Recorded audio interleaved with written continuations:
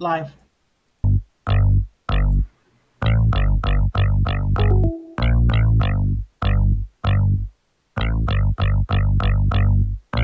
Feel the burn. You should really feel the burn. I said to feel the burn. You need to feel the burn. We said to feel the burn. You better feel that burn. Let's go. I don't normally tell people how they should feel, but I felt this time I really had to say my spiel. Cause the fact that Bernie has a chance to win the race means a single voice can make reality of daydreams. I usually don't give a crap, but lately the messages that Bernie has asserted have made me. There's finally a politician who speaks truth and isn't in the pocket of the evil Lord Z. New.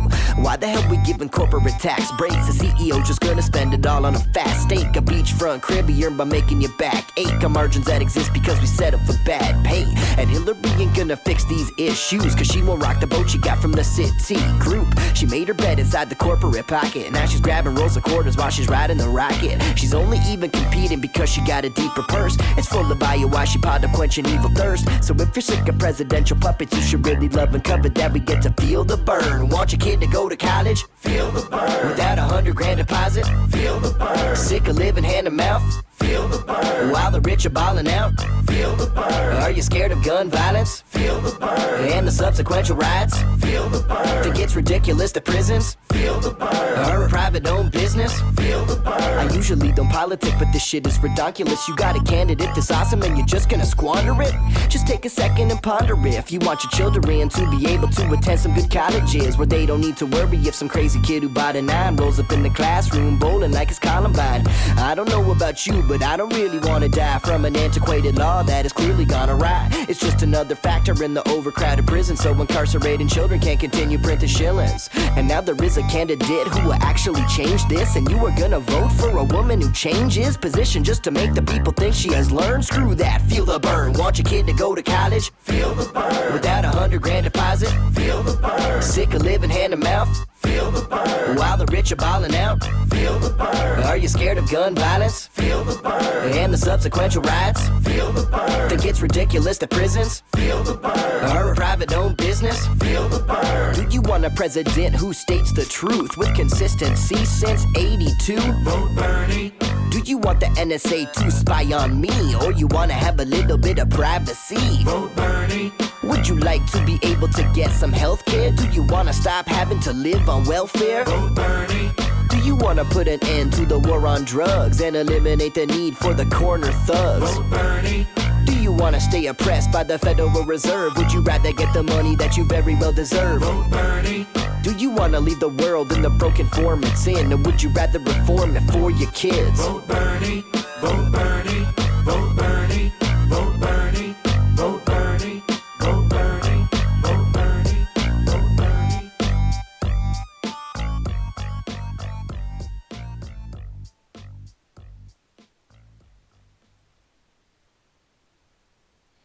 All right, hello and welcome to Project Sanity. I'm your host, Richard, aka Progressive Greens, and with me today is going to be DC, Dave Conan, in for Nis, who's feeling ill, possibly some food poisoning or something along those lines. But I just want to let you know that despite that, we do still have a great show planned for you today. We're going to be obviously talking about what everybody is probably talking about, which is Sanders versus Trump debate, whether it's going to happen, what the latest info is, what Trump's expecting, and all of that. We're also going to be going to D.C., who's going to give us some information from out in California. He went to an event at UCLA, and he's got some great footage with Nina and Rosario. And also, we're going to be discussing what I saw at the Washington Congressional District Caucus that happened over the last weekend, where we elected which delegates we were going to send to the National Convention to represent Bernie supporters from Washington. And there's some great people and some great footage, so I look forward to showing you guys that. We were a little behind due to some technical issues, due to some planning for tonight, so thank you all for still joining us, and I just want to let you know that we're going to be with you for our normal time, and we're going to do the best we can to give you the best content we have. On that note, I'm just going to go ahead and let DC introduce himself for those of you who might not have seen him on one of our earlier shows. Go ahead, DC. Hey, what's up, everybody? Dave Conan, DC, with you here. Feel the Burn TV, and brand new member of Project Sanity and the Progressive Army Network. Really happy to be here and contributing to the progressive news and stories and issues that are on the top of our agenda here in Southern California. And of course, following Bernie Sanders and his candidacy and his campaign all the way through June and beyond, and taking his agenda and his new progressive Congress, hopefully, is what we're all working on to get the Democrats and this country back on track for the working people of this country. And really happy to be here. I'm sorry Nis is not feeling well, but thanks for inviting me to join in today and sit in the seat with you today and talk about some of the news that's going on all around the nation. Big news day as far as politics go. Lots of it, like we were saying earlier, lots of other stuff going on too, but big news in politics. And yeah, we're going to look at what was going on with the campaign here this week. Last Sunday, I was fortunate enough to get to a forum at UCLA, the Rock the Campus forum with Nina Turner, of course, Rosario Dawson, Representative Tulsi Gabbard of Hawaii, and Shailene Woodley, an actress here, another activist here. Then there was a very powerful panel at UCLA, smaller crowd, but it was a lot of good information. I've got a few clips to share with you, and everybody can watch the full thing. I try to stream live when I can, and I'm at feeltheburn.tv at YouTube, and on Twitter at feeltheburnTV, and also on Facebook. So great to be here and part of the Progressive Army and here on Project Sanity today. Well, we're definitely very thankful to have you here, and I'm glad that you were able to give us a spotlight to what you were able to capture out there in California. And I look forward to showing that. Before we get to that, I did just want to go ahead and recap some of the headlines that have been going on around. And this is just some of them. I'm sure me and Dave are going to go ahead and get into some more momentarily. So let me just get us set up here. All right. And so one of the headlines that I wanted to mention is before the debate, we have Bernie Sanders is going to be on TYT 3 p.m. tomorrow. So mark your calendars. Make sure to tune in. Watch. That's Pacific time, by the way, 3 p.m. Pacific time. So check it out if you have a chance. And so other than that, I wanted to mention, some people might already be aware, but the Intercept's done some great reporting by Zaid Jelani and Li Fang about who Hillary and Debbie Wasserman Schultz are putting on the party platform rule committee or party platform committee at the DNC convention. And there's at least a couple people that work for an investment group, and it's the name of the group I want to say was, where did I have it here? Stonebridge International, and it was built it was a combination project that came out of Madeline Albright's consulting company and a defense contractor. And so it's the type of things that I think you're going to see in some of the stuff I'm going to show you from my congressional district caucus, the types of things that concerns a lot of people on the left about Hillary Clinton and what her foreign policy means for America in the future if she were to get elected. And so seeing that not only is it going to happen, or not only are we thinking that it's going to happen in policy down the road, but we're already seeing the impression of it on the committee at the DNC. Also for the planning committee, the person that is, there's also more great reporting over at the Intercept about the person that's basically holding the purse strings for the DNC convention is also essentially a lobbyist and with deep corporate connections, and that there's going to be corporate connections both at the convention and throughout a Hillary Clinton administration that I think is troublesome if the name that was associated with those corporations wasn't Clinton or Hillary, but instead Bush or another Republican name. And so I think that liberals and people on the left in general have a general unease, and it hasn't been discussed at length, but I think that there's something there. And so I really wanted to make sure that people are aware of that. So go ahead and check out the Intercept and look at the reporting on what's going on with the DNC convention and the planning there. Also, one of the headlines that, as DC alluded to earlier, that may not have been getting as much attention. There was a great article out of truthout.org about students with nowhere to stay and that homelessness on college campuses. And so while we're talking about free college and the things that Bernie's talking about and supporting, I wanted to mention that at college there's also other challenges besides tuition, that there's folks that are working hard at trying to get educated, and that they're in situations where they don't have a home. And one of the things that's pointed out in the article is that a lot of college students don't recognize that they're technically homeless, or that they're basically homeless, because they essentially couch surf from one place to the next. And so that's actually, they say that there's at least about 58,000 students that are homeless, but they think that that's a dramatically underreported or understated number, that it's actually much higher. And so on that note, I just wanted to say that. And also I wanted to mention that today is Red Nose Day. And so for those of you who aren't familiar, or have just seen some random videos and don't quite get what's going on with Red Nose, I wanted to give just a basic idea of what it is. It's a part of Comic Relief Inc. Comic Relief, yeah. It's a 501(c)(3 group that tries to relieve poverty around the country and around the world. And they have things like what we're seeing today with the Red Nose event that will be on later on tonight, regarding having celebrities come out and basically have people have some fun, to both bring attention and to bring some money in to help alleviate global poverty. And I know in America, Bernie has been talking a lot about the poverty that we face, and so I feel like people are pretty familiar with that, but I did want to mention some of the statistics that are out there regarding global poverty. And one of the issues that we find is that a lot of the studies are old, because it takes a lot of money to study poverty, and it's a lot easier to get commercial funding for, BuzzFeed to do research to find out which listicle people are most likely to click on, than it is to get money to do research on poverty and the negative effects that it has on people. But some of the statistics that are out there that I wanted to mention, and you can find them at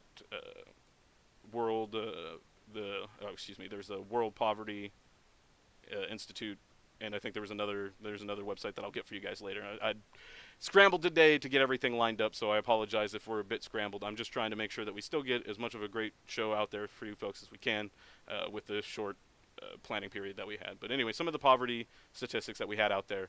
The poorest 40% of the world's population account for 5% of the global income, and the richest 20% accounts for 3/4 of the world's income. And so when we hear Bernie talking about the poverty rates in America, that those statistics either hold steady or get worse when we apply them at global levels. And what poverty means to people, I'm sure anybody who's lived through any sort of stretch of poverty has an idea of what poverty feels like in everyday life. But the extreme poverty that the Red Nose Foundation, or the Red Nose event, and the Comic Foundation is trying to alleviate and trying to address, according to UNICEF, 22,000 children. 22,000 children. That's brothers, sisters, nieces, nephews, all that. 22,000 children die each day due to poverty. Each day. 22,000 children. That's the kind of now that's UNICEF, and they're a reasonably reputable group, and let's just say that that's an overestimation, and let's presume that it's actually lower than that. You have to get a lot lower than that before that stops being a horrific and tragic and devastating figure. That so many children, through no fault of their own, children aren't impoverished because they don't have a good work ethic. 22,000, or let's just say 2,000, to dramatically reduce it. 2,000 children that, through no fault of their own, are dying from poverty is a tragedy, and that it takes something like a Red Nose Day just to get it into some headlines and to get some attention is to me is another tragedy. But I think what I'd like to see people do, they don't necessarily need to contribute to the Red Nose group. They can just find a charity that deals with poverty, preferably, but just any charity that is a cause that you support. Please take this time, take this moment to to reach out to them and to show your support in whatever way you can. If you can't donate, just support in whatever ways you can. So that, and just a few more statistics I wanted to mention on poverty, for people to really help folks, and I'm sure most people here probably have it, but just to remind folks of what poverty looks like around the world, that 27 to 28% of all children in developing countries are estimated to be underweight or stunted. So if they don't die, then they're still going to be, their growth is going to be stunted. And that doesn't just mean physical growth. When you're not getting proper nutrition as a child, that stunts your developmental growth for your brain as well. And so, as we're familiar with the kids in Flint with their lead poisoning, the types of effects that stunting development of the brain at the early stages and vulnerable stages for these children is devastating. So to know that 27 to 28% in developing countries are living through that every day, it just means that we need to step up and do more. And so even if it's what you're doing is trying to donate to Bernie Sanders in order to get people so that we can give him the platform so that he can help bring both our nation's plights but also global plights to people's attention, and realize that our community isn't one of a small city or town or house, but one of an entire globe, and that we need to look out for all of each other. And one of the statistics that really reminds me of is that according to, and I want to make sure that I get this right, let's see here. According to the State of the World issue 287, and this is back from 1990 from 1997, but they were saying that less than 1% of the world I'll just say it again. With less than 1% of what the world spends on weapons every year, we could put every child into school. And we didn't do it. We knew that back in 1997, that if we just took 1% if we could get the world to agree that we should spend 1% less on weapons of war about fighting each other, we could educate all of our children. And let's just say that those statistics aren't precise. It gives you an idea of how much more interested we are in fighting with each other from the national heads of state level than we are with educating our youth so that we can actually be a functional democracy both within America, and we can bring the democratic ideals of people being represented by their leaders around the world in a positive way, and not in one that's viewed as dropping democracy bombs on innocent people, which again is going to get highlighted later. And so I just really wanted to drill that. So sorry if I went on a little long on poverty, but thank you for paying attention and sticking with us. And so the next thing on our list is we're going to go ahead and I'm just going to take a look. I don't know if Dave has the chat open, but I'm taking a look at chat now and just see what's going on with everybody. Dave, were you able to keep an eye on chat at all? Got you. There we go. Hey, there we are. Yeah, the people are just starting to make some comments in chat about poverty and the conversation we're starting to have. So I will definitely stay on top of here and see what folks have to say. If you got something to say about what Richard was just talking about, it's pretty unfathomable that those numbers, and we're pretty fortunate here in the United States that we don't, for the most of us, as far as the mainstream and the establishment would like to keep people, the most of us, at least the voting population, just happy enough, not in enough pain to really do anything. And, we're really living high on the hog here in the United States when you look at it in a global perspective. And those numbers really sort of bring that all, back home. But expand it to a level that's, we don't really understand about global poverty on certain levels. And those numbers really just enforce that. And yeah, Red Nose Day, comedy, at least comedy, you can use comedy to bring these issues to the front. So I think they'll continue to do it as long as people are starving. And unfortunately, we're going to make more people. So we better figure this out.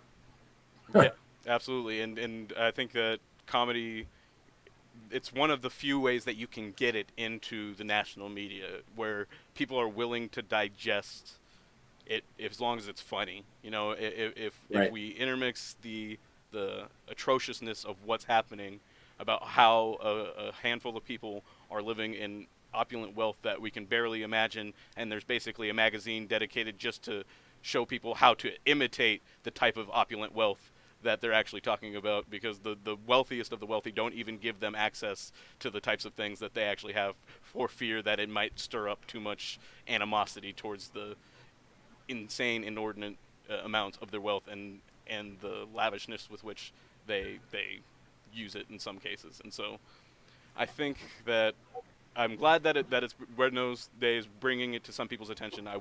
Indeed. I wish George Carlin or comedians like that could be there to put a little sting on it. Yeah, you know, I don't know. Did Jon Stewart do anything today? Maybe, you know, he definitely retired a year too early. So Yeah, that's is a voice that every time I do hear him speak, I'm glad. It makes me miss him that much more and wish he was more active. But I totally understand, and from my interpretation of how the tone of how he's talked since he's left Comedy Central is that while he seemed to have almost total complete creative control over the Daily Show, it seemed as though either he was appealing to an audience or something else, in which he wasn't truly expressing what he really thought in a lot of ways.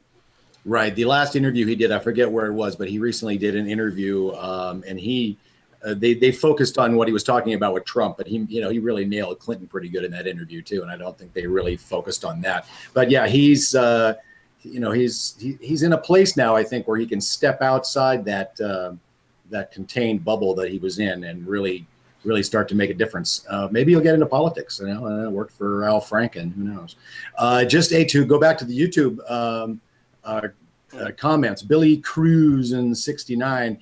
If people realize that it's rich versus poor in America and politicians pander to it, they may fight the right people, vote out incumbents. And that, I think, is really key. You know, these incumbents are so ingrained as far as with gerrymandering and with, you know, if there's nobody going up against somebody in your district, go up against them. You know, why not? You know, and this brand new Congress movement is going to target every race. You know, and you guys are talking about it on the Progressive Army, and you know, this is I think part of the revolution. You know, Donald Trump isn't the revolution. Bernie Sanders really is the revolution, and it's what comes after Bernie Sanders, whether he's in office or not. And we're starting to see that with these groups that are working on down tickets and changing things. You know, Debbie doesn't, you know, they're saying Debbie really doesn't want her job down in Florida anymore because she's going to end up with a nice job in the Clinton administration. So she's not too worried about it.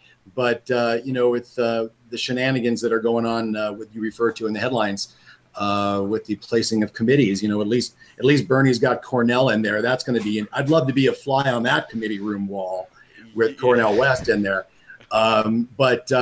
You know, yeah, it's we'll see if they're gonna sacrifice Debbie, and is that really going to, you know, David, and we were talking with David earlier before the show in the green room, is that really what's that gonna do to the Bernie supporters? Is that gonna do anything? Is that gonna change the way, you know, are we gonna suck it up and vote for Hillary after that? So I don't know. We'll see. Yeah. I uploaded a second clip, if we get to it, with Tulsi Gabbard from the UCLA event. And she talks about, she was the vice chair over at the DNC. Right after she got elected, they wanted to put her on as vice chair. She's like, what's that? And so she got involved with getting people involved in the party and, you know, bringing new people in, and was all into it. And then when Bernie got nominated, things started to change and she ended up stepping down. So there was a little clip from her talking about that and why she went on to support Bernie Sanders and fight the DNC. So this isn't over with that, for sure, with the convention. You know, as Bernie would say, it might get messy. Nice. But all right, democracy is messy. Yeah, I'll definitely take a look at that, see if I can't get that up for us. And, yeah, no worries. And before that, I guess one of the things we were going to do is we were going to show. Now, one of the shows the show we had planned when the Nis was going to lead us on was about democratic narratives, and some of the narratives that have gone around. We saw about like the violence in Vegas, and I think Nina Turner says some great things, and that there's just some great I just love me some Nina Turner. It was absolutely great footage of her, so I'm very thankful for that. And so I just really want to play it. So if you want to give us a little bit more background on what we're going to see, and then sure, I'll just set it up real quick. Well, we found out about this event. You know, these events are coming real quick. We found out about this event late on Sunday or early on Sunday morning, and so I was able to make it down there. And Benjamin actually, you know, he knows Nina, so he let her know I was coming. So I was able to say hi to her, although she was off to catch a plane. They were running late to begin with, but it was a really good forum. It was a lot smaller crowd, but engaged. The students were very engaged, and a couple of really good questions. And one of the questions was from a student who was at the Nevada caucus, and he wanted basically to know, you know, if it is rigged, is what we're seeing really true? And Nina, of course, was there at the caucus, and she basically talks about what came of in the full video you can see on my channel. She talks about being there and her whole experience. But in this segment, she talks about the narrative that comes out over the media, and that it, specifically with the chair throwing, the violence, and what has been basically playing throughout since the event, none of which took place. And it was just blown up and as gasoline thrown on a fire with Barbara Boxer. So this is Nina talking about that narrative. And also Rosario Dawson talks about the general media narrative and how it's been a long-term thing. And it's really a very poignant and very strong point. So those are these two clips. All right, here we go.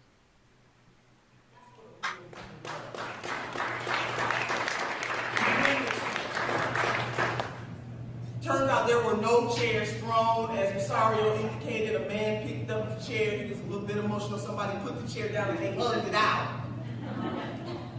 That's the truth. Now, somebody did leave vicious voicemail messages on the phone of Chairwoman Roberta Lane, which is wrong. Wrong is cowardice. You don't threaten people. You don't threaten their family. You don't do that kind of stuff. Senator Sanders disavowed all of that stuff. He's been saying all along on the campaign trail, violence is not acceptable. He said, I want people to exercise their First Amendment right, but I want you to allow other people to speak. But I'm going to tell you what I said on national TV. He's not grown folks' daddy, okay? He's not their father. So he don't control how grown folks respond in a certain situation. And so what really took me over the top, can I just be honest? What really sent us over the top, was the fact that Chairwoman Debbie Wasserman Schultz automatically took the side of the Nevada Democratic Party that really exaggerated, I think, to cover their own behind. That's exactly what they did. They were not fair in that situation, and it was a gross exaggeration in terms of how Senator Sanders supporters did respond in that room, and it was a gross exaggeration in terms of all of us. I hope we're winning some people over, but those of us who do support Senator Sanders, and it really just reminded me that in some ways what we believe is happening is happening. That chairwoman of that party, of the Nevada party, should not have shown bias in that room, but she did. And we as Democrats somehow don't have the courage to call it out. It was real. That booing is not violent, but shooting up somebody's office is. That we don't know whoever left those vile messages against Chairwoman Lang, as much as I disagree with how she handled that room, they may or may not have been supporters of Bernie Sanders. Anybody can pick up the phone and talk smack. We don't know who they are. Creating a narrative, right? Because what it does is it swallows up our time and our energy to talk about that rather than what actually happened. That frustrated people who stood online for so long, who stood in there for so long, not having access to food, people getting turned away because they had switched registrations and all types of things so that they can get away with not being investigated into. And that's what we have to stay vigilant into. You know, when things like this happen, you know, my dad's very cynical, and any single time something would happen on the news and he'd be playing it over and over again, you go, I wonder what's really happening. And I'm seeing it, I'm not parroting network to network to network, this trivial thing, and sometimes even big things like the bathroom law, but it's like, what else is happening right now? That is being like this huge narrative, because there's major things with Panama Papers and people, like the PM resigning from Iceland after 3 days of protest because his name appearing on that, and the Panama Papers, like there's revolt that's gone on there, the Egyptian uprising, there's stuff, Occupy movement, people marching to prevent a war in Iraq that was ignored. Oftentimes, if you actually looked at what was actually on the news at that time, it was minuscule. It wasn't news. It was a distraction. And that's the stuff that we have to stay vigilant on. We're going to take quick pictures. Jump in real quick. Who in this group is on the short list for VP? Are you in the short list for VP? Oh my God, listen. You too. Thanks for your help. The world is not ready for us. Yeah, come on, come on. They not ready. We got 2 VP candidates right here.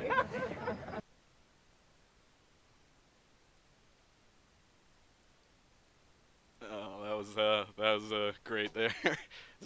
Look, I felt the little bit of the California TMZ leaking in at the end there with that question, but I think it was great, and I think Nina's response was fantastic. So that's Well, it's really, I dream about Nina being in there, and like the part, she talks about actually in part of it, in part of the forum, she talks about, in Parliament, they get up there and they're yelling at each other, and it gets exciting, and I can just see her, as leader of the Senate, as VP sitting up there, president of the Senate, and getting involved in the debate or whatever. But yeah, I mean, it'd be great to, she's going to be there. She's going to be there fighting for everybody. So yeah, we didn't really have time to get any type of interview. They were late, and then they were rushing off to a flight, and the kids were really just they mobbed them. They really wanted to talk more to them and find out more about their story. And so I felt they deserved that, because it was a smaller crowd, and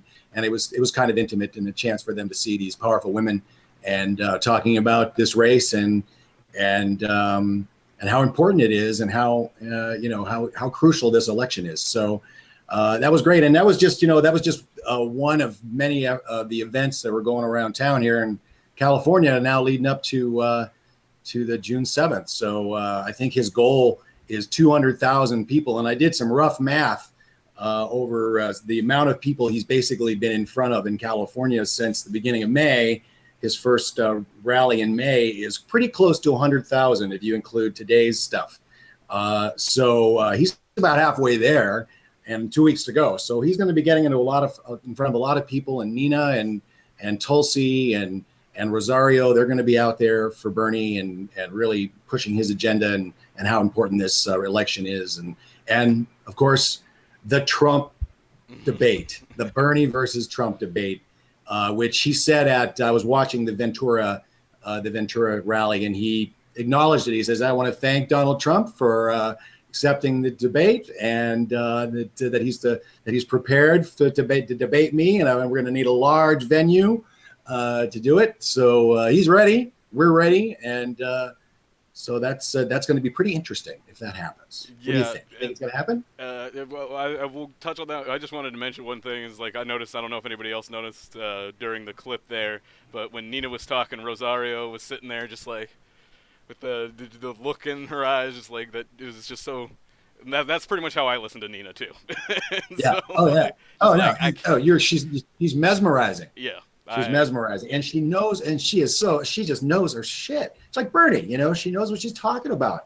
It's like some of the clips when she was being confronted about the chair throwing, and she was like, no, that did not happen. Yeah, and it's that confidence and that assuredness in what she's saying, and knowing that it's what she feels and she's being true to that. And I think that's one of the things that makes her such a powerful person. And with her out there, when Bernie started to have some struggling at some point during the campaign, I started to think, who comes after Bernie? What is there if Bernie somehow for some reason doesn't make it? What comes next? And people like Nina Turner and Tulsi Gabbard also, who we may get a chance to show the clip of. It's folks like them who give me hope that we can keep the progressive movement going, and that we will still have reasonably established figures that will have the connections that they will need to get past the basic thresholds in order to make something like a presidential campaign or other national campaigns possible. And so. Certainly. Well, they one of the things that's come up is that all of these women have been attacked by the Clinton campaign and the establishment for stepping outside the box. They're all rebels. They're all radicals. And we need these strong voices. We need these strong women and men and the progressive movement that aren't going to take it anymore. So we're glad they're there. Absolutely. For sure. And so, I don't know. Let's go ahead. I guess let's talk about the Trump debate a little bit. We may just push off some of the Bernie bust stuff and just talk about it in the context of some of the congressional district caucus footage I have. We might focus on that. And so let's just go ahead and I do want to get into what's been going on with the Trump versus Bernie debate. So what I've heard most recently, there was, or I'll start with where it started. Trump Bernie submitted the question to Kimmel. Kimmel asked the question of Trump. Trump says yes, says he wants to do it maybe if it's for charity. He says he'd love it otherwise. Bernie responds very promptly on Twitter saying, we're on, look forward to doing it before the 7th, trying to get him locked in to make sure he doesn't try and use it after the California primary or after the convention. And then Trump basically gets asked at a press conference where he's announcing that he's now secured the Republican nomination with some North Dakota delegates. That is he going to do it? Is he serious about it? There was also some reporting about some aides saying that he wasn't serious. So he was asked, was he serious? He says, yes, I'll do it. But he puts the stipulation, about $10 million in charity. I want $10 million to go to charity, and he says women's issues or something like that. And so from there, that's the most recent thing I have. Do you have anything to add to that, or anything that more recent than that? Well, we found out in the green room we were hearing that Cenk Younger he tweeted that they'll donate $1 million. He'll put $1 million if they do the debate on TYT. So there's that. And we had a comment in the Fuser. It says who moderates the debate will make a difference. So yeah. So there you go. The Young Turks, $1 million towards charity. I think I think that's it. That's where we're at basically. It's now, I don't know whose court it's in. Maybe it's in Bernie's court. Obviously, he's not going to get his $10 to $15 million from Bernie. But if I'll tell you this, if they do decide to do it, and Bernie seems to think it's happening based on what he said this afternoon. I mean, if you look at what he was saying at he's got another rally tonight in Pomona, but based on what he's saying, he seems like he wants it to happen. Now, is this all part of his, grand strategy? But I think that Clinton really opened the door by canceling that debate. And I think they stepped right through it, because now they have lost all their leverage in holding the debates over Bernie's head if he does something outside of the sanctioned DNC debates. What are they going to do? Not let him debate Hillary again? So, and then he will, like we were saying before when we were talking earlier, she will probably jump right in if they book it, if it's going to happen. Whether it's on Fox or, fine, do it on Fox. It's going to be the viewership is going to be out the door. From what I gather was essentially that Fox was pretty much the prime candidate when they were looking at a California debate when they were originally negotiating this, back when they were negotiating about more debates. So Hillary had committed to this debate. She had said that she was going to do it. She didn't, and like you said, that opened up the door. And when she said she wouldn't, rather than dangle it out in front of Bernie Sanders, saying, "Oh well, if you do X, Y, and Z, then I'll debate you." By outright rejecting the idea of the debate, she opened the door for Bernie to ask Trump to come in, and Bernie played it masterfully by placing the question where Trump was totally not expecting it, and his first reaction to being challenged is always going to be to say, "Yeah, I'd do that. He can't beat me, of course." He knows that. Yeah, he's not going to back down. He's not going to back down. Exactly, and so and in that setting, it catches him off guard. He's not expecting that kind of political question. And so I think it nailed him perfectly. And now it does seem, some people are saying it seems like he's trying to backtrack with the high dollar amount for charity, and basically trying to do the same thing that he did to get out of Fox. I don't think Bernie's going to let him squirm out as easily. No. No, he's not going to. He's not going to let it go. I mean, and the social media world is not going to let it go either. I mean, there's a new hashtag that's, Donald got scared, and Hillary got scared, and and he's not going to put up with that. So it's going to turn. It might turn into a Twitter war. I mean, Donald's taking him seriously because he's pulling out the crazy Bernie. Oh, I love Bernie. Crazy Bernie. Hey, crazy Bernie. Might be crazy Bernie. And don't forget, we have more information about the emails today.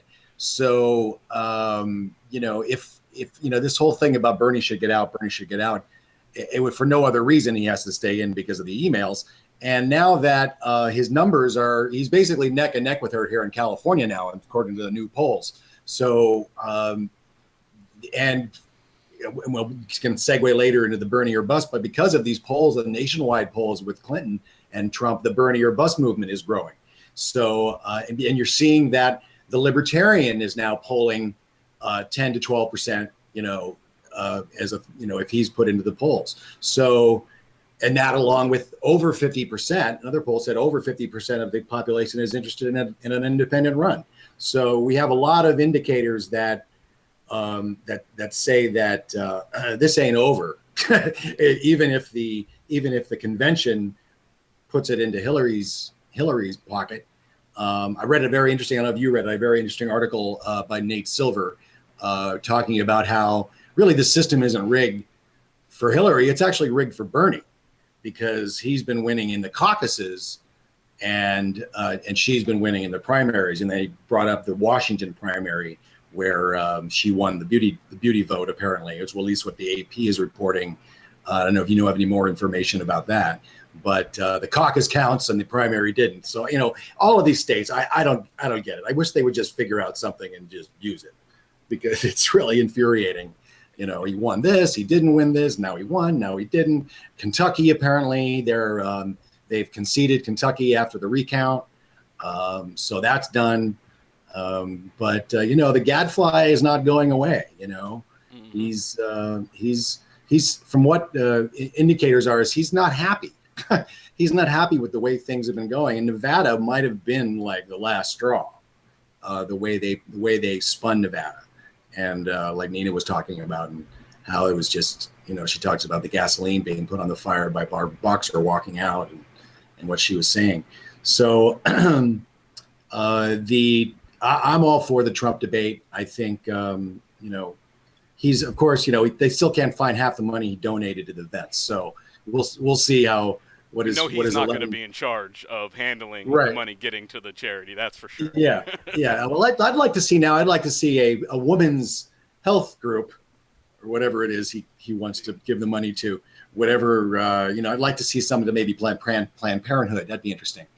Okay, yeah, we'll take the money. that would be an interesting way to twist it. $10 million to Planned Parenthood for the debate. I think a lot of people were talking about who moderates, and you mentioned it before about who moderates. It makes a difference, and I think that's interesting. And I know the Women's League of Voters used to do debates every once in a while. Like they used to be into these types of things. Absolutely. So yes, you always look for the League of Women Voters to see who to vote for the judges.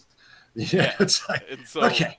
That would be that might be an interesting where they could get onto a national channel space, but essentially it be run through them, so that and then that the money could then go, that they wouldn't have any problem giving up the money, and that the networks would still be able to squeeze their top off after paying out whatever decided to go to charity, because that's going to rake in far more than $10 million, I think, if it's on a national network, without a doubt. And, oh yeah, definitely. Yeah, and TYT putting up 1 million shows just how much even an independent media channel sees the value in something like that. And so, that's pretty remarkable. I mean, that's like Bill Maher level of donating right there. It's like, I'm going to write a check for $1 million. That's pretty good, guys. Good for you guys. Independent media, man. This is it. That's what we're trying to do here. Project Sanity and the Progressive Army, Benjamin's trying to do is grow that what they've created. They're such an inspiration, and to grow independent networks that can get out other opinions other than the corporate media spewing at us every day. I'm lucky to still have corporate media just to check in on. My wife every day swear she's going to cancel it on me. I'm like, no, I have to know what the enemy is thinking. Just know what the most recent lie or story is. Yeah. No, we have to know what we're doing. We have to know what we're up against, guys. You know, I'm not drinking the Kool-Aid. He was at the Santa Monica event, and the line, there were 6,700 people in Santa Monica, 3,000 people in East LA on Monday at noon. So almost 10,000 people on a Monday for Bernie Sanders. And, I was saying to somebody in line, oh, obviously you people haven't heard it's over. And somebody said, it's not over. I'm like, easy. I'm just kidding. I'm being sarcastic. So you know how to push the buttons. Yeah, I was pushing the buttons, but it was great. It was funny. I got to the end of the line, and literally, that girl walked up. She said, "Oh, hey, thanks for your streams. I was watching the forum the other day." And I'm like, "Oh, great." So yeah, there's a lot of activity here in Southern California. It's really burning down here. In Lancaster, we were looking at the feed from Lancaster, and that's anybody knows where Palmdale, Lancaster is. It's way outside the valley in the desert. It's way out there in the boonies. And there was quite a turnout out there in Lancaster, in very conservative Lancaster. So there's a lot of action here in California, and he's not stopping. It's there's a whole list of things. There's a Facebook a site just for all of his crowds, how many crowds he's getting, where his events are. And there's a bunch of them coming up all the way through June. So it's just going to get more and more exciting. And if that debate happens, some of the folks talking of, Amy Goodman, would be an excellent moderator. How great would that be? That would be fantastic. And it would give Donald, like, look, I'm not a coward. I'm going up against Bernie when you didn't, Hillary, so he can claim that. He can crow about that if he does this debate. But it's going to be interesting to see them debate about trade. How are they? Where are their differences? Yeah. Does he have any? Does he? I blocked out a lot of the Republican debates, but does he have any policies? It's there's very few things that he said and hasn't said something that would be determined as the opposite of what he had said previously. So it's really hard to say what his position would be. One of the few things that he's, solid on is the wall. That's about it. Other than that, basically everything else is a negotiating position. Right. Yeah. Don't you know how things work? Yeah. It's just an idea. I don't know how well business negotiations will transfer to political negotiations. So far, they seem to be working for him. I don't know if that's because of the nature of the Republican Party, and that business negotiations are just more effective over there in general than they might be on the general public. Or maybe they're just the first example of what we're all in for, where he's able to essentially use car salesmen us into a deal that we're not interested in. At least we thought we weren't when we showed up. Right. Yeah. And I guess exactly. On that note, building off of what you've already discussed about the media not sharing with us what people are actually thinking and doing and what's really going on out in the streets, and what I want to, and some of talking about Bernie or Bust, and just about what people are doing as far as working on the ground, getting together, networking, and making things happen. I wanted to highlight something from the Progressives Report with David Barnes, who is a local delegate who's at the end of this clip. You'll see him there. But it's some of the delegates that spoke at the Washington State Congressional District Caucus this last weekend, where we chose who we were sending to the national convention. So you'll see some of Bernie's national delegates that are coming out of Washington. There's also some other delegates that didn't quite make it. We only had 5 slots for Bernie's side, 3 women and 2 men. So some of these folks that you're going to see didn't make it, but they were all amazing participants, and the entire process was great. And so you can find the Progressive Report on Facebook if you want to see the full video. Otherwise, I'm just going to go ahead and get us set up here momentarily, and here we go. Part in our political system for one good reason: there's never been anybody worthy of our vote as far as I'm concerned. Bernie Sanders has woken up within me a fire that has taken someone who has never voted before to someone who went and opened up a volunteer campaign office in our little town of Yelm, who was a caucus site leader, a deputy field organizer, precinct and legislative district delegate. And he inspired me to go march on Washington, sit down on our Capitol's steps and get arrested with 1,400 other those who want to stand up and get money out of politics, because corporations are not people and money is not speech. So please send me, because I will be your warrior on the floor to fight for our champion, Bernie Sanders, number 21, champion forever. I have spent my younger years in Lebanon. I have seen U.S. manufactured planes fly overhead and drop bombs over the hill, right next to where the hospital was where my father worked. So I will not be scared into forgetting that 90% of drone strike casualties are civilians. Also in Lebanon, I have gotten 2 undergraduate degrees for the combined cost of less than what I pay in rent for 1 month right now. So I will not be scared into selling my children into indentured servitude of student debt. Last week in Nevada convention, delegates like you and me got a little loud protesting the injustices pushed on us by the Democratic Party. And the establishment and the media flipped out. Well, let them tremble, because we're only gonna get louder.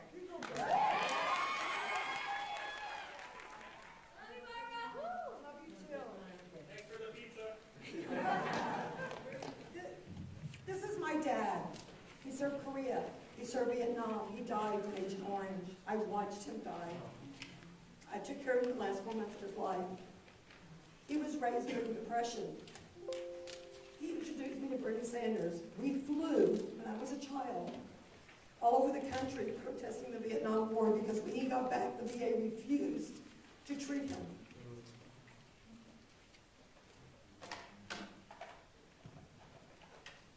My son, he was blown up in Afghanistan. He's 100% disabled. This is one of the reasons I won't vote for Hillary for anything. He was EOT. He served as Secret Service for her when she went overseas as Secretary of State. And excuse my language, but because he stepped in front of her while a camera was on her, she literally told him to get the fuck out of her face. I will not vote for her. This is my husband. He's also a 100% disabled veteran, and I take care of him every day. He suffered from a traumatic brain injury and has PTSD. Try living with somebody that doesn't understand their mental health illness because their brain is so damaged.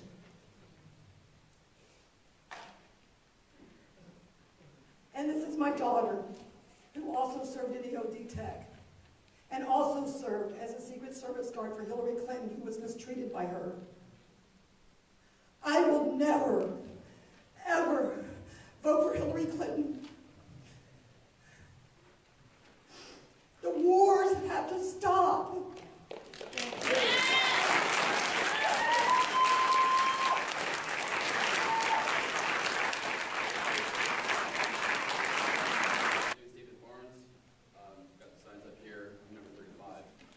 The reason that I'm here and why I think you should go is because, first let me say, thank you, Barbara, and thank you to your family. A lot of people don't know, but Barbara has done so much work in Pierce County amongst the whole group. All of us have been led a lot by Barbara.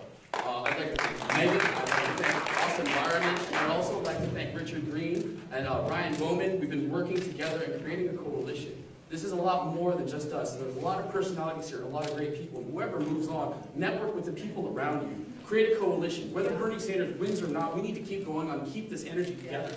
And so what I'm committing to you guys to do, I've got this show, it's called The Progressives Report. You can find it on Facebook, right? I'm going to record this process. I'm going to show as much of it as I can. I want to hear from you, and I want to be able to send that back to the politicians. We want to change the opinions of the politicians. We don't want the politicians to change the opinions of us. Now this road for me started because I lost my job back in 2008. Right when I was getting a raise, right when my life was going somewhere, my company said to me, hey, dude, you're doing a great job here, but we just lost a third of our workforce. And so the reason that I'm here fighting is because we need to go to the DNC and fight the 1%. We need to remember who our enemy is. We need to remember why we lost our retirements, why we lost our jobs, why we lost our stuff. And that's what it's about. So let's network together. Let's work together and move forward. Baby, I'm David Barnes from this little cat.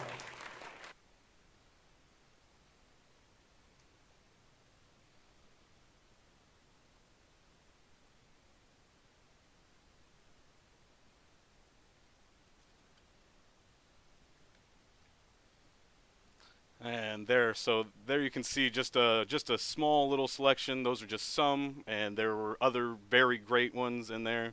Of some of the delegates, two of the ones that are going to be going to our national convention are the first person you saw there, Tambourine, and the next person that you saw there, the young lady from Lebanon, who went into detail. I'm also going to describe this a little bit for Dave because I know he might not have been able to catch all of it, and so some of the woman from Lebanon described how she grew up seeing U.S. manufactured planes flying overhead, dropping bombs within eyesight near a hospital where her father worked, and that she's not going to be intimidated by the you better vote for Hillary or else, into forgetting that she saw that so many people have been harmed by those types of policies. And as she mentioned, that 90%, there's a study where during 5 months period of drone bombings, where 90% of the people killed by the drone bombings were innocent civilians. 90%.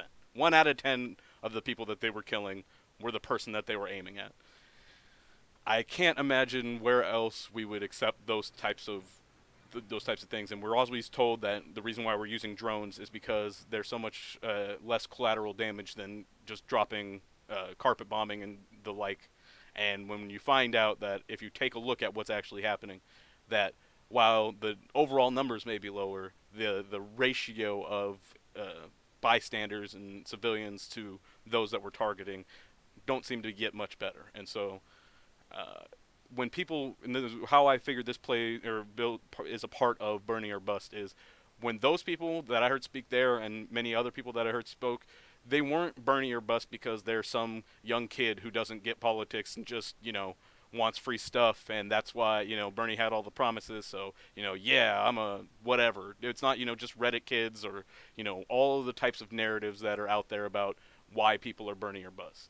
The reasons why people are Bernie or Bust that I've experienced, that I've talked to personally, are reasons like that, where they can point to some places in their life where they've realized that either Hillary Clinton directly or the neoliberal agenda or just the Democratic establishment that's left them behind has directly negatively impacted their life.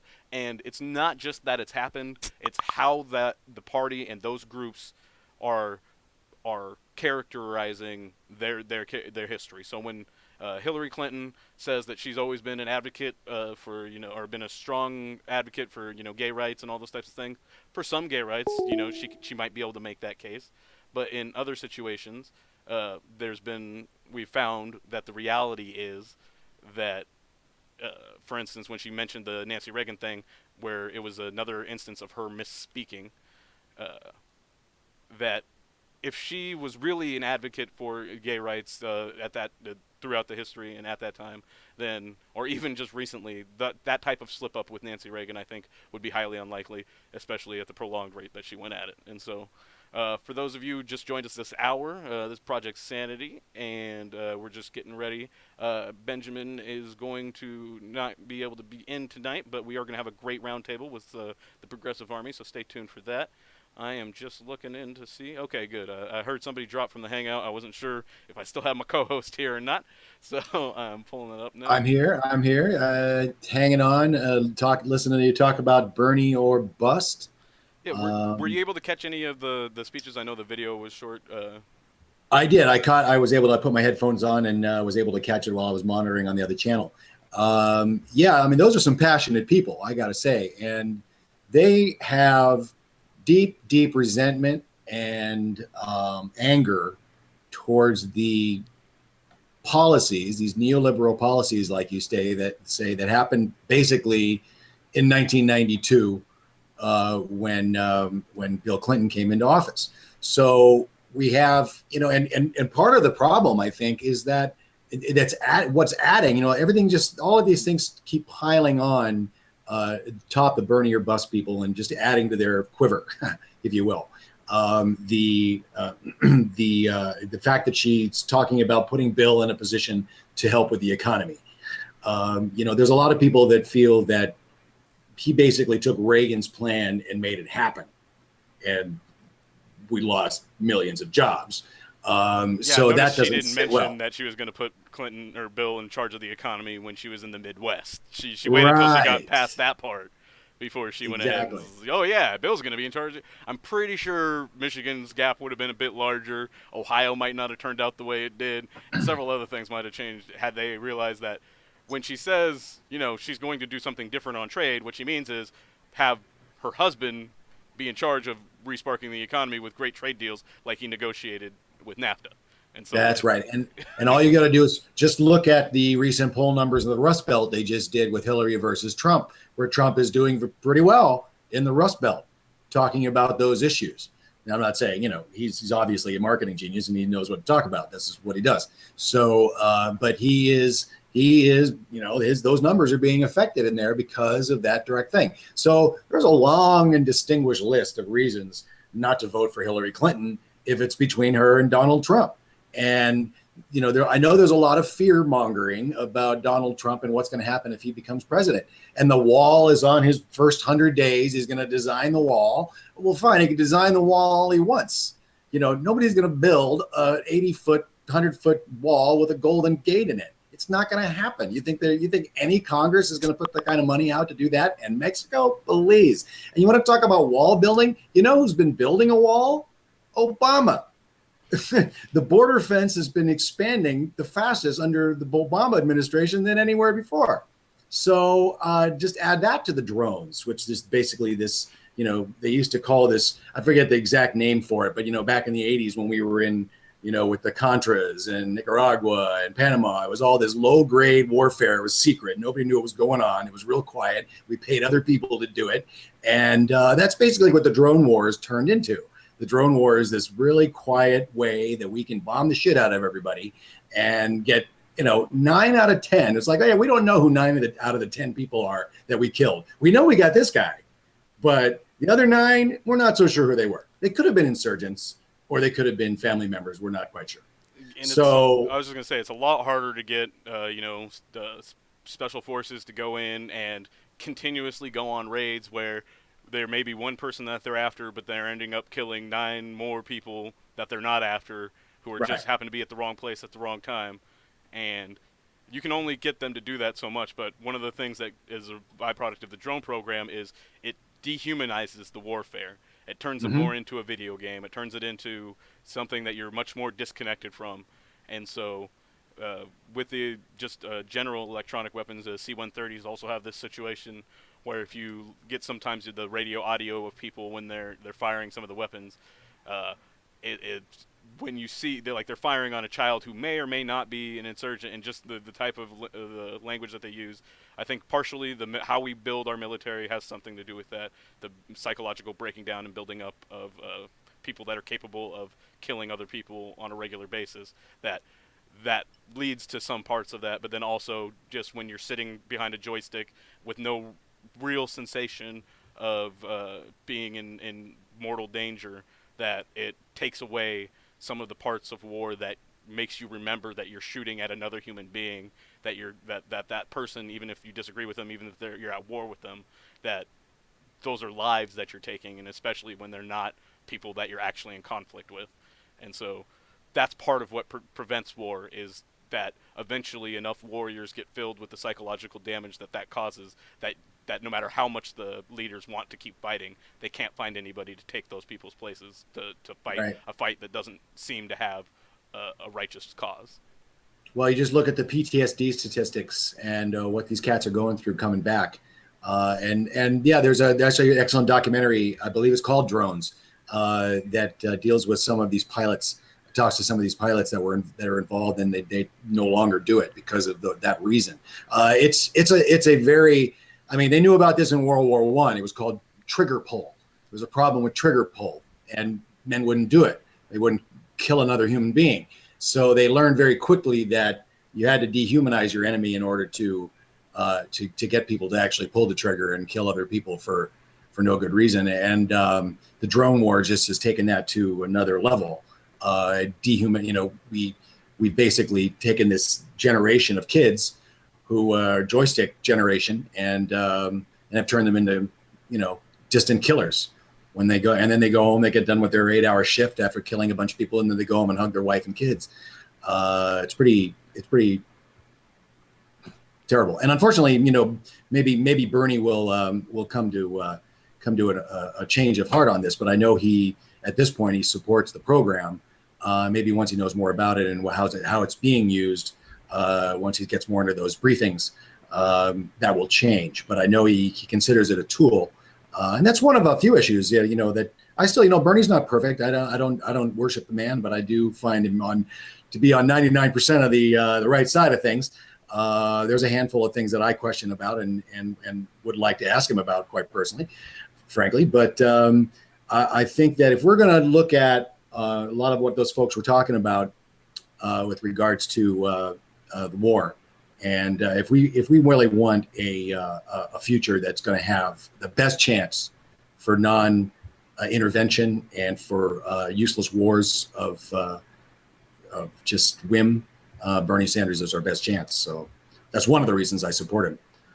So that's great. Those delegates, awesome. It's great to see them out here. You missed it by that much. Yeah, just a little bit. And I think I'm going to be able to get some more great clips from that I'm going to be able to run next week, and maybe I'll be able to get some of what I said. Or, it was only just a minute. I guess I could give you guys just a breakdown of basically what it was. Essentially what I said was that what we need to make sure that we do in that room is to make sure that we send delegates to the national convention who are ready to speak truth to power. Because in my view, both parties, the Democratic Party and the Republican Party, are both addicted. And they're addicted to money and power. And as long as we keep enabling them by electing them, as long as we keep doing that, they're never going to quit. And just with the parallels addiction in so many ways, and as an addict or anybody that's dealt with addiction will tell you, is that people will do anything to feed their addiction. People will do things that makes it often hard to live with themselves afterwards when they become clean. It makes it hard for them to understand just how horrible what they did while they were feeding their addiction was, and how they can continue to exist after that. They destroy relationships with family members, with friends, with businesses, with their workplace, with anywhere and everywhere, whatever it takes to feed that addiction. And so whatever we do, whoever we send to the national delegation, and in what I speak now, I say what we need to make sure we raise voices is people that are willing to say that we're not going to enable you anymore. And so by the coalescing around Clinton in order to prevent Trump, to me, is enabling that addiction. And, I agree. and we'd like to think, just like any, or many mothers or parents of people that have dealt with addiction, or other family members, it's hard not to want to enable them, because you're worried about what will happen if you don't. Will they go out and will they get shot while trying to rob somebody? Will they, what will they do in order to feed that addiction if you don't enable it? What will they hijack our democracy? Will they put military in the streets to ensure the outcome of an election that people disagree with? We can't let our fear of that stop us from doing what's right. We have to stand up, and we have to speak that truth to power. We have to stop that addiction, because otherwise they'll destroy themselves and they'll destroy us along with them. And so that's basically what I said. I didn't get it out as well because somebody else said what I was going to say right before that. Don't you hate that? I had to come up with that on the fly. That was the version that I said, like you do, as you tend to do after you say something. You're like, oh, what I should have said was. But that was what I was trying to get out. And so no, I think you're right on the money. And the Bernie or bust, I got, 500 votes, whatever. But here's the thing about that. That narrative was there. You caused Gore to lose. No, Gore caused Gore to lose. Gore didn't win his home state. He only sued in 4 counties, and then he quit because he didn't want problems. So this is part of the enabling of the addicted. They're addicted. They don't want to upset the apple cart too much. They knew that he's basically going to toe the same line, because we basically it's the same parties swinging, corporate parties swinging back and forth. And I know I'm going to get hassled because I'm saying the two parties are the same, but they are. The two parties are the same. They're completely ruled by corporations. And if I think Mike Yard on the nightly show said that Bernie supporters don't care. We don't care. We're not part of most of us aren't part of the Democratic Party. The reason we're in the Democratic Party is to vote for Bernie. That's the only reason we're here. And that's, 42% of the population are independents. And some of them are going over to vote for Trump, and some of them are going to vote for Bernie. And so it's not like this unification of the Democratic Party. We're not part of the Democratic Party. We're here to vote for Bernie Sanders and his agenda. Now, I proposed a question on my Twitter earlier today, which is an interesting theory that I'd like to talk to some folks about, and maybe we can talk on a later, get in depth with that, has Bernie Sanders basically used the Democratic Party to have an independent campaign for president? Because essentially that's what he's doing by becoming a Democrat and running in the party system. And now it looks like he may or may not continue. He says he's going to support Clinton, but let's see what happens with the DNC. Yeah, no, it's an interesting idea of whether, there are some logistic issues about getting on the ballot, but I haven't seen anybody absolutely refute a map to 270 based off of precedent that he would not be able to get on the ballot if he petitioned or, really tried. Well, the Greens are on every ballot. Yeah. In all 50 states. Or at least planned on. I know they were still, I don't know if they had finished getting on all of them. I know they were well on their way, though. And that's an option.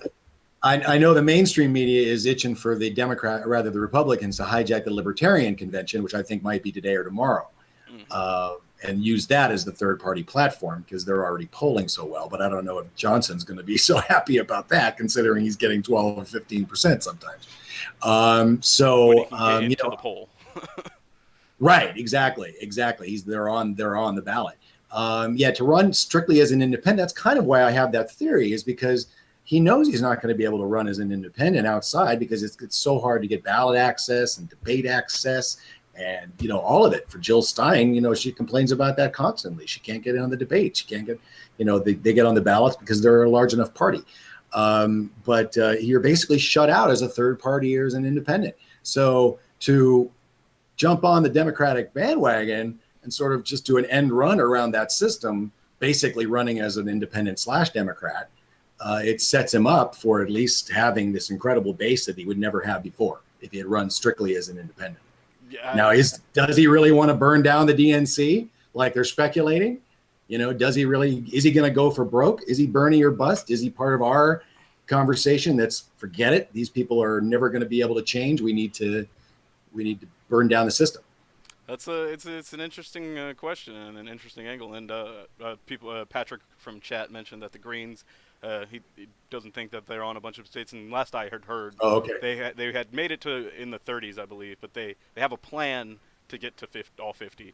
So they're not. That's their plan to get there. I see. 21 states, according to BS opinion. 21 states, Green Party, Libertarian, 33. Yeah. Okay. Yeah. All right. So. So they've got challenges. All the independents have challenges. It's set up that way. So, and so I think it's interesting to find out whether, like you said, is Bernie. Where does Bernie stand on this? How does he see the future of the Democratic Party if he just endorses Clinton?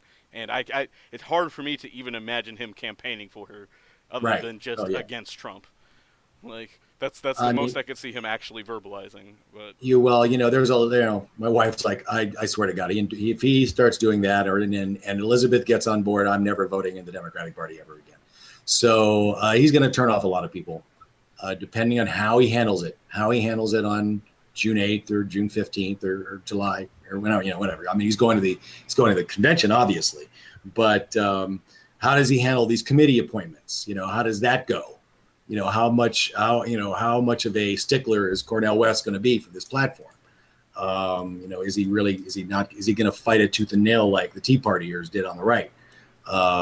So we'll see. But I think it's intriguing that he did decide to run as a Democrat, even though he's an independent. He's always caucused with Democrats, of course. That's known historically. He's always pretty much voted with them. So just an interesting thought, a way to and get his nose inside the tent, as it were, and then basically change the entire party. He has effectively, if you look at the the chat was talking about Debbie Wasserman Schultz being sacrificial lamb. He's basically is he burning down the Democratic Party? Is that what he's been doing? Yeah, and how far can he get? And how far is he willing to go? Those are interesting questions. To be determined. Yeah, and I don't know how it's going to pan out. I think I know that the delegates that we're sending and the general feeling in the room, and despite the primary results, that the general feeling of Washington is that Hillary is not going to. She's not going to win. I don't know whether it's going to be Trump getting a majority, or whether it's going to be Gary Johnson being unusually popular in Washington. He does fit into our political sphere a bit more so than he might in other places, as far as where a lot of Bernie Sanders supporters are regarding some issues, because nobody really knows why not to support Gary Johnson. People know that he wants to decriminalize marijuana, that he's anti-interventionist, that he's generally a libertarian. So there's not a whole lot of information out there as why one wouldn't want to support Gary Johnson, and it's not likely that that's going to get widely disseminated. Yeah. So he's going to be able to basically paint his own picture, especially in states like Washington, and let his supporters that have been here for years be able to create an image of who he represents. So I personally think that it's actually possible that Hillary Clinton or Donald Trump doesn't win Washington State, even if Bernie doesn't get in, and it's just Gary Johnson and those other two. And so if this is, in my vision, this is still worst case scenario. Is we'll have Washington will make a statement saying that we are done with those parties and what they represent, and we'll pick just about anyone over. If an old boot was on the ballot, that might win. And so that we're done with that here. And so why do you think in these the difference between the caucus and the primaries, this last primary that Washington just did, is why was the turnout? I mean, obviously caucuses are a pain in the ass, but so do you really think that he crushed in the caucus, but then now Hillary Clinton is won by about 6 points in the primary? So what is your opinion on that system in Washington, and why is it the caucus that makes the decision as opposed to the primary? Well, it's kind of a long, convoluted process, and just on the actual numbers, I haven't looked recently, but I know that they gave a reporting number at the end of the day, but Washington's all mail-in, and so anybody that voted that day either dropped it in a ballot or mailed it in, that those would not have been counted at that point. So if it's still that number that totaled up to about 650,000 votes, if it's still that number, then nobody who voted on the day has been counted. I again haven't double checked that yet.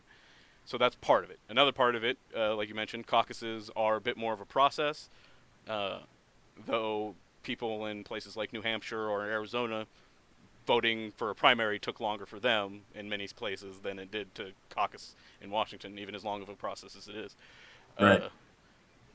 Another part, the congressional district level caucus, was the previous weekend, And so a lot of Bernie supporters were very focused on being prepared for those, making sure that delegates were going to show up, making sure that individual delegates were prepared to make their cases to be on national, making sure that all of that was being orchestrated.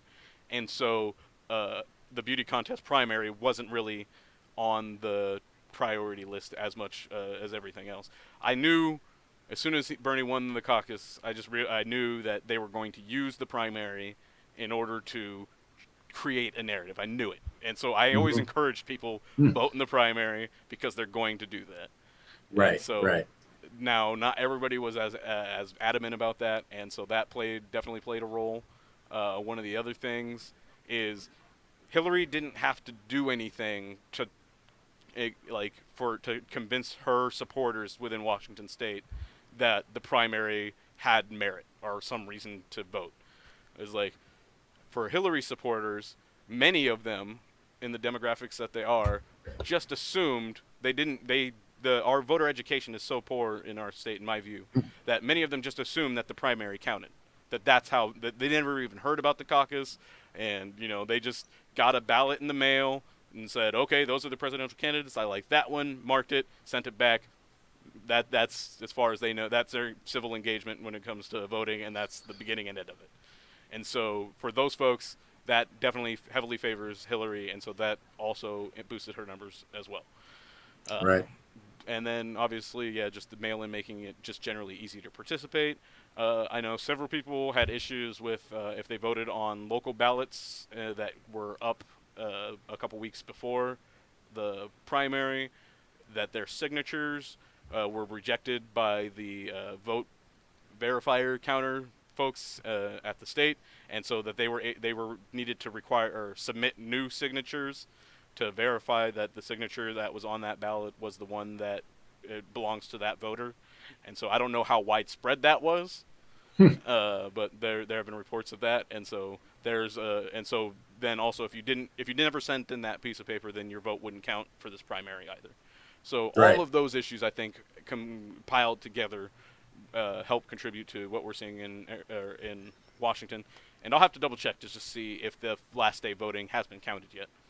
And I'll just let you talk for a moment while I do that. Well, I mean, it's. I know we're getting plenty of voter disinformation here in California. I'm starting to watch another an independent media person here. Our vlog escapes me for a second. I'll get it. But anyway, she's talking about it, how the DMV is giving wrong information. People calling up. They're telling them, oh no, if you are a no party preference, you have to put in a provisional ballot. And this was the information people were getting. Wrong printed information on their ballots and their sample ballots. Dates wrong. There's a lawsuit pending here in California. I know that Sanders was talking about possibly trying to extend voter registration in California. So it's. They don't make it easy, especially you think the Democratic Party would make it a lot more easier to register to vote, to be a part of the process. Now, California, we do have motor voter now. It's starting in June, not in time for the primary, but in time for the general election.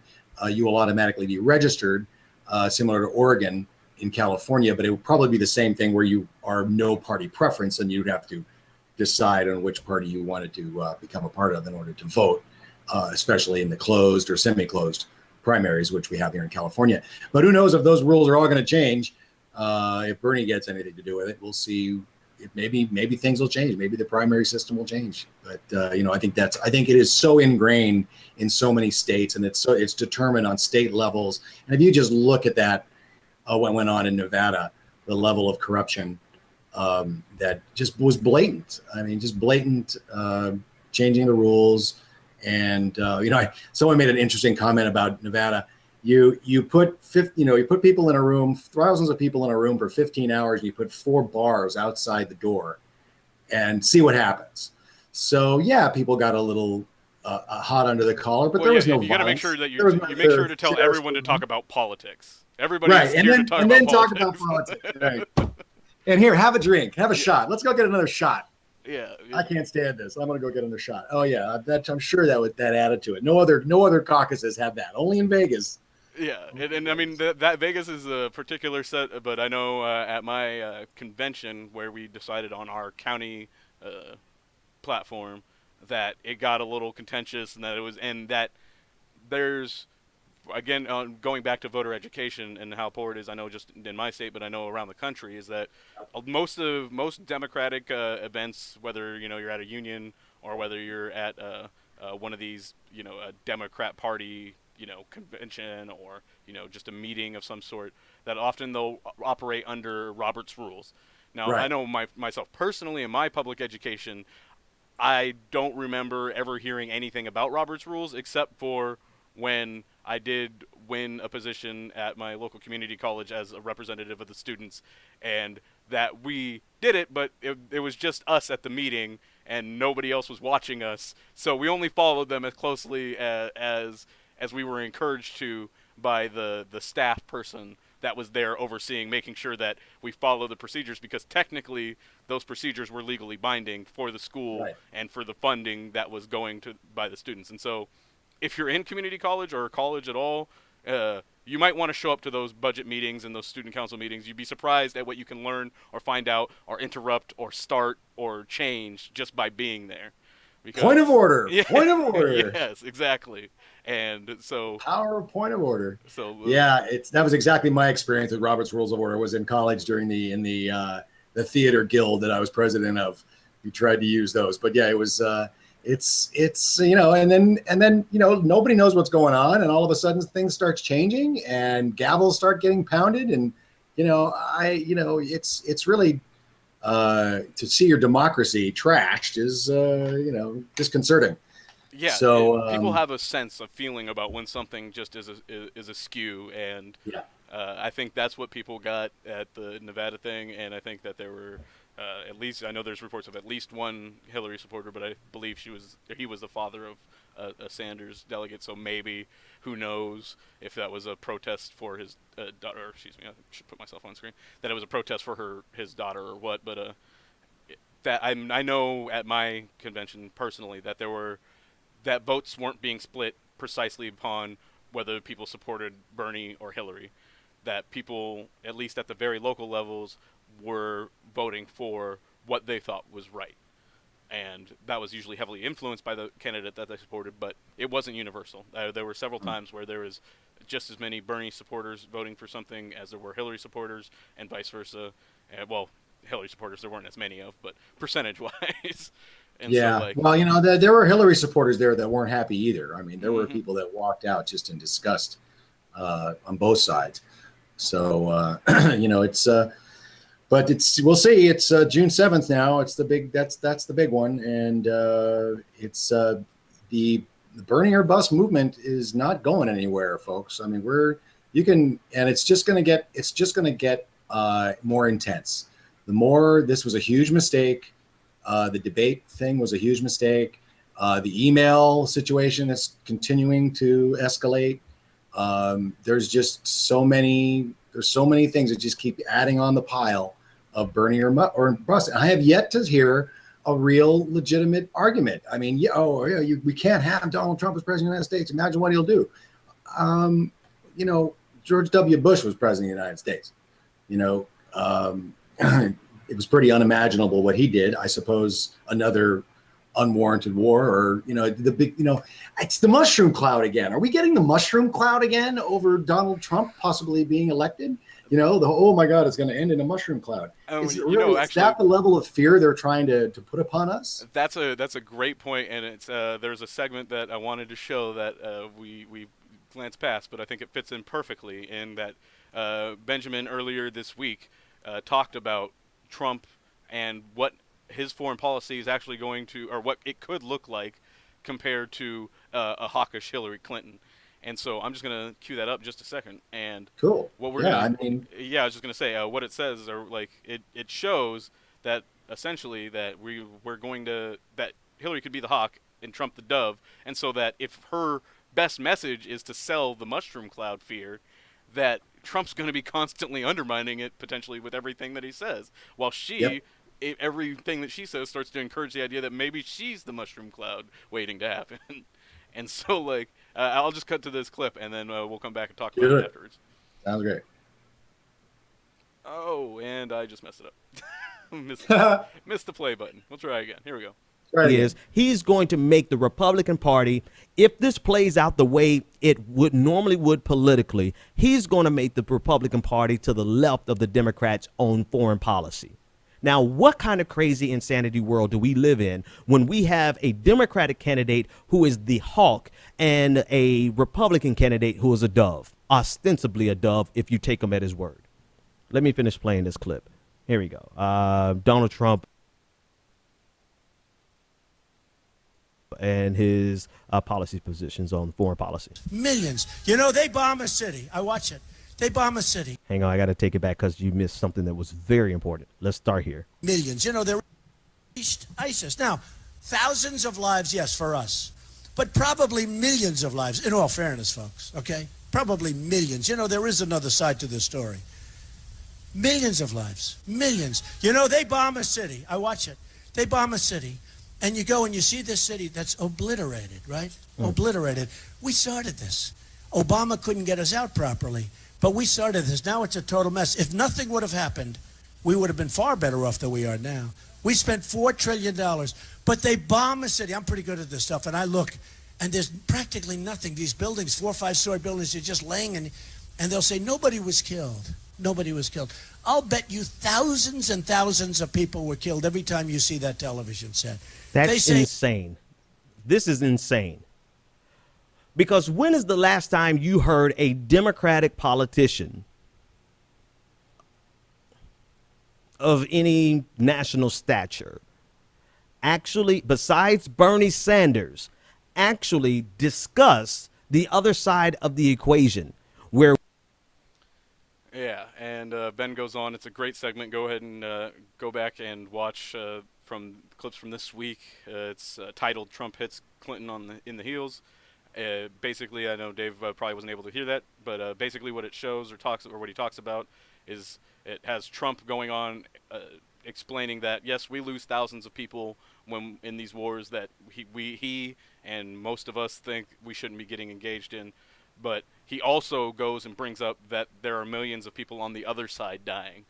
That's the Republican candidate, folks. That's what a potential nominee Hillary would be up against, is while she was laughing about, Iraq or being a business opportunity and these other types of things, what happened in Libya and these other types of things, you're going to have Trump saying the human cost of war is too great and we can't keep going into these conflicts like we are. That's going to be the Republican side. And so if you don't have a strong nominee on the left, from the Democratic side, saying why that, either highlighting both how Trump's not accurately portraying his positions and how that we're going to need the cooperation from around the world in order to make these types of things happen, and that we're going to need a candidate that actually believes the things that they're saying. They won't be able to make this happen with just rhetoric. That I can't imagine putting Hillary up against that, and it just seems to me that without the addiction to the establishment power, that there'd be no question that we would pick Bernie to go in if it was just a fair, straight-up question: who should Democrats send into this battle? Oh yeah, certainly. The fact that Trump is going to be able to run to the left on not only foreign policy but on trade is, it's how is it that we're in this upside down world where Donald Trump is going to be arguing progressive peace plans, peace issues, and the Democrat is going to be backing up, taking out Syria. It's pretty crazy, and I agree. I don't see how she's going to be able to go up against that. How does she argue on a Democratic, as a Democrat, the Democratic platform, which Bernie Sanders is going to help build? I'm sure that's going to have some element to it. So how does she do that? It's going to be interesting to see. Well, hopefully we don't get to that point. That's one of the arguments of the Bernie or bust movement is that they're essentially, one's crazy on one end, and the other crazy. It's the crazy we know and the crazy we don't know is kind of the question. The choice, the false choice. Yeah, it's. I saw a Twitter meme that said, "This isn't a choice; it's a threat." And it's a threat. Yeah, that felt really real. That felt the only thing. It's not the okay. Don't even have to go to the woman card. Okay, no woman card. Okay, they're playing the woman card, but no woman card. Just the likability. The only people are going to vote for Hillary Clinton because they hate Donald Trump so much, and they're going to vote for Trump because they hate Hillary Clinton so much. That's what that election is going to be about. Bernie Sanders versus Donald Trump will be about something. Will be about at least a candidate who has a vision, that we can believe in, that we can look forward to, as opposed to the next intervention, the next country to take down, to encircle Iran, to tee them up so we can take them out, which is basically that's the plan all along. So the only way we're going to throw a wrench into this plan is to burn down the system, either get Bernie Sanders in there, elect Bernie Sanders, or Trump. Okay. Am I going to vote for Trump in California? If Hillary can't keep California, and I have to make a choice like that, if I have to actually get out there and vote for Hillary to save her ass, I don't know. Will I do it? I don't know. Yeah, it's tough to look that potential in the face and figure out what is the right thing to do. And I think it's an individual decision. I think people have to make that choice themselves. And it's a day-to-day thing, Yeah. I think about it all the time. But there is, listening to those folks from Washington, there is just so much, Bosnia and it's just Waco, and there's just so much that went on under these guys that I just can't morally, find myself to. I'm definitely not going to be registered voters. I'll tell you that much. But we'll see. Yeah, it's gonna be interesting, and I really hope. I know our delegates are going to be sent there, and they're going to be possibly mentioning what Hillary mentioned back in 2008, which is those people that are pledged to Hillary now, they can think to themselves, they can look deep inside their hearts, they can listen to the stories of these other delegates that are sent on Bernie's behalf, and they can change their mind. They can do that. That's right. It can happen. So even if the mainstream corporate media announces when New Jersey's over that Hillary's won and it's over, even though the superdelegates haven't voted yet, even if that happens, and even if the superdelegates are unswayable and can't be moved, there are going to be humans there, human beings, individuals that were elected like those Bernie delegates that you saw. Some of them are going to be, deep party officials that are, very entwined in the machine. Some of them are just going to be the best Hillary supporter that they had at the caucus.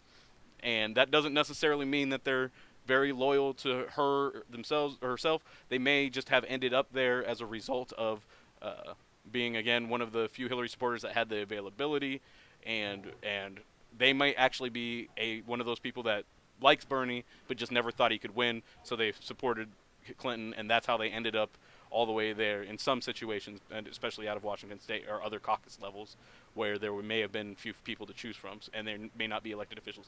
Maybe even the elected officials that only have so much skin in the game or have gotten burned by trying to push something progressive that the Democratic Party is supposed to stand for. Maybe those people, when spoken to, when they speak to people that came from the ground, that came from these states, and they hear them on the floor, there's a chance that these people could be swayed. It's a small chance. It's unlikely.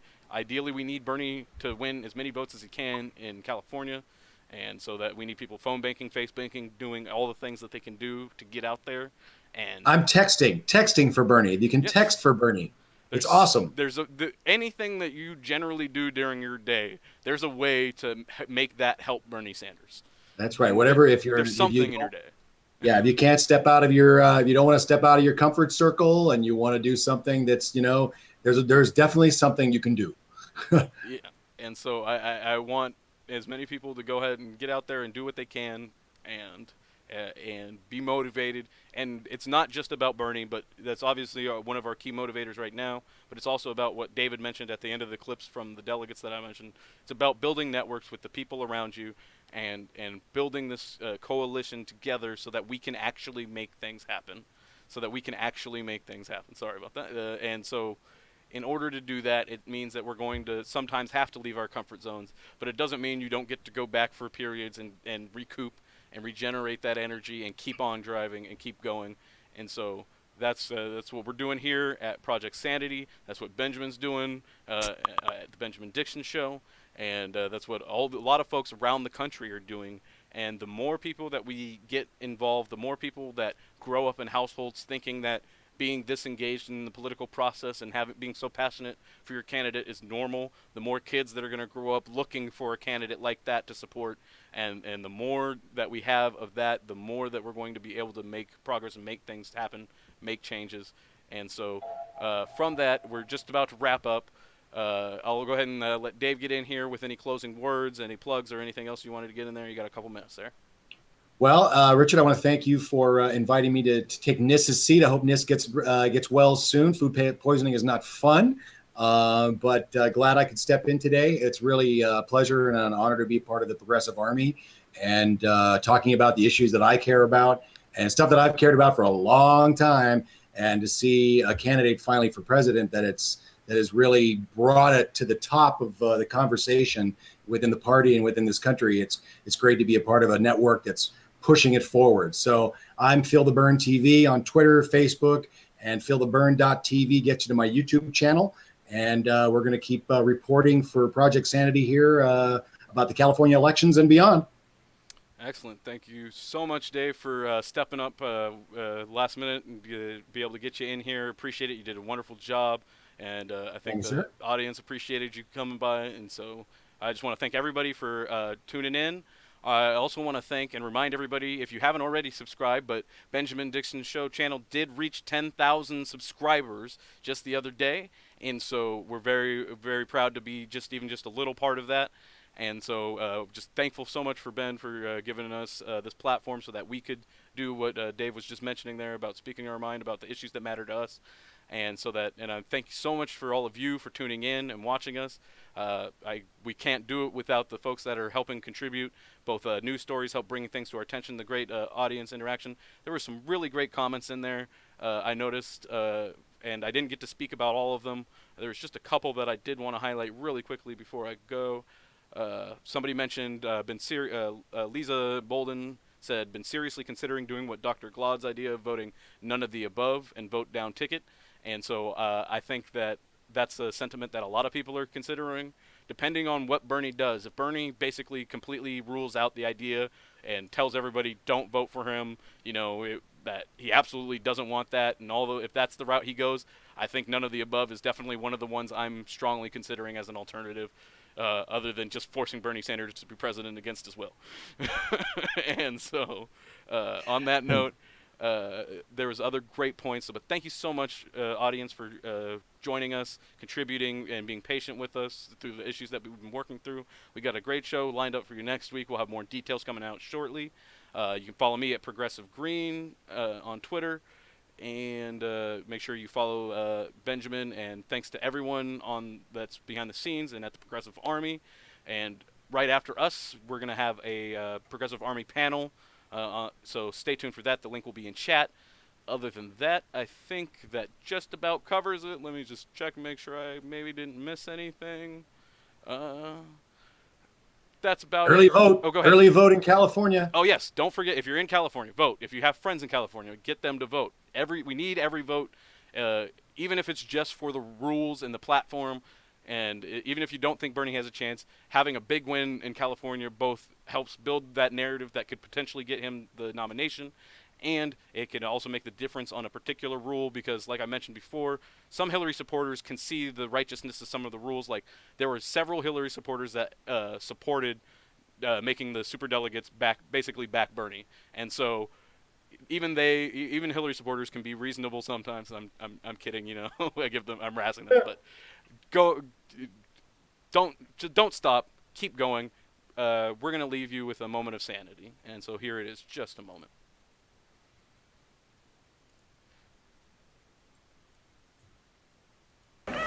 How come they never tell you about how corrupt this system is? How come they're not on air telling you, well, this politician took this much money from the pharmaceutical companies and the banks and the oil companies, and look at the favors he or she did for all those corporations? No, they tell you that they're honorable gentlemen.